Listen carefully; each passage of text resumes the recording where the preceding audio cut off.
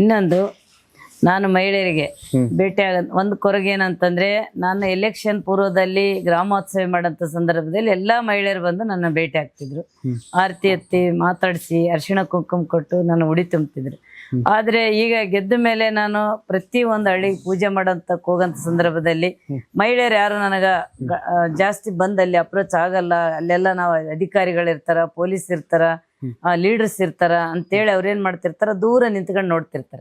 ಹಂಗಾಗಿ ಅವ್ರ ಸಮಸ್ಯೆಗಳು ನನಗ ಜಲ್ದಿ ನಾನು ಅರ್ಥ ಮಾಡ್ಕೊಳಕ ತಲುಪಲ್ಲ.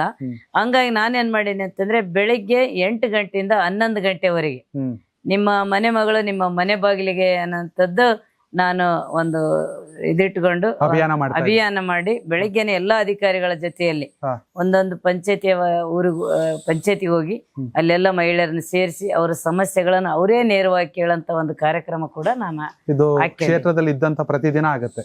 ನಾನು ಕ್ಷೇತ್ರದಲ್ಲಿದ್ದಾಗ ಬೆಳಿಗ್ಗೆ ನನಗೇನೀಗ 11 ಗಂಟೆ ತನ ಯಾವುದು ಅಧಿಕಾರಿಗಳಿಗೂ ಕೂಡ ಏನು ಕೆಲಸ ಇರೋದಿಲ್ಲ, ನನಗೂ ಕೂಡ ಏನಿರೋದಿಲ್ಲ. ಆ ಸಮಯನ ಉಳಿಸಿಕೊಳ್ಳೋ ಸಂಬಂಧ ಆ ಸಮಯದಲ್ಲಿ ಒಂದು 2 ಊರಿಗೆ ನಾನು ಹೋಗ್ಬೇಕನ್ನೋಂಥದ್ದು ನನ್ನ ಕಾರ್ಯಕ್ರಮ ಹಾಕೊಂಡಿದ್ದೀನಿ.